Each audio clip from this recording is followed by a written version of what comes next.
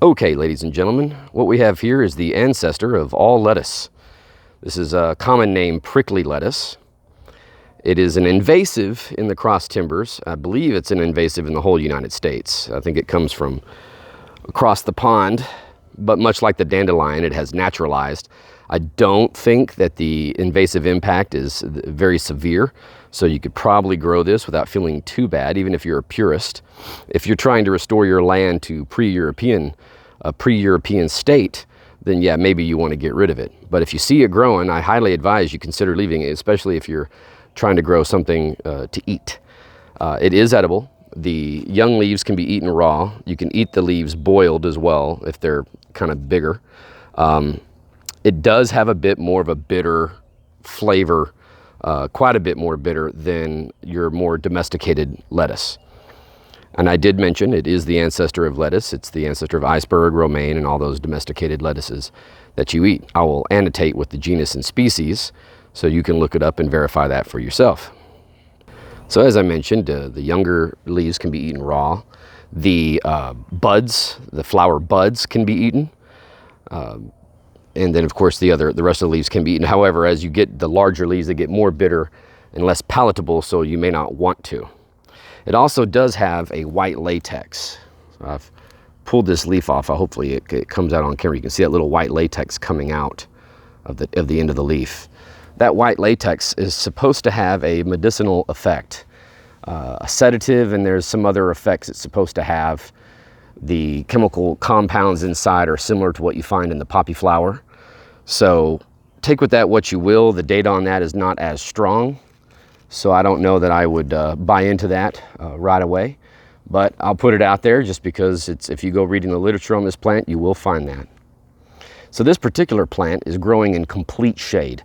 I've seen it grow in full sun, clay soil, sandy soil, and it easily tolerates a drought, no problem. And it's way more pest resistant than any of your domesticated lettuces, way more disease resistant than any of your domesticated lettuces. So there's huge benefits to growing this. You can manage it, even though it is an invasive species. It's not native. Just don't let it flower if you really are concerned about it spreading. So it's quite easy to control. So it's not a type 1 invasive. So how do we identify this? Well, do your own identification, do your own research. Do not use this channel. Don't use some dumb country fried redneck for your source of scientific information or identifying species. But I'll show you a few things. You see this spine? Try to get it to focus. You see the central vein on the leaf. Here, we'll try a different leaf. There we go, a little bit more luck for some reason. See those spines on the leaf? That's one dead giveaway. Another dead giveaway is the shape of the leaf and that it's smooth on top. You can see the leaf structure. It's lobed. And you see the stem has a reddish color to it, okay? The leaves are bigger at the bottom and then they gradually get smaller as they go up top. So those are a few of the identifying characteristics. This plant has a lot of lookalikes. So, you know, make sure you do your research. And most of your plants that have this latex, this white latex inside, aren't edible. So, you know, use caution whenever you're thinking about eating this. Make sure you get a positive identification. But there it is, the ancestor of all lettuce. And it grows all over the place in the cross timbers. I have this particular plant growing in several places in my yard. So if you're having these broadleaf weeds come up in your lawn, don't be so quick to pull them out. Take some time to identify them. I did an earlier video on the sow thistle, which I use to help manage aphids. I use several different types of broadleaf so-called weeds to help me manage aphids, because the aphids tend to like to eat those more than they like to eat my domestic crops. So if I eradicate those broadleaf weeds, I notice I get an increase in aphids on my domestic crops. If you didn't see that video, it's under my shorts, and I'll have a more long-form video to cover that. But I did mention this is pest resistant. This is one of the broadleaf weeds that I have never seen a single pest on it. I've never seen it get like any type of mildew, any type of rot. It's just extremely disease and pest resistant. So huge benefits to growing this. There it is, the ancestor of all lettuce. And it gets huge, by the way. That's what she said.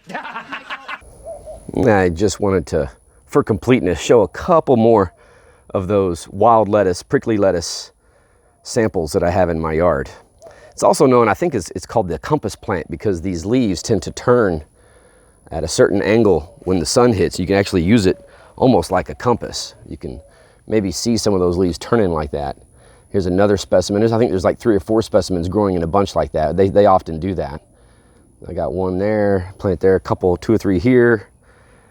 So, and I plan on spreading this around.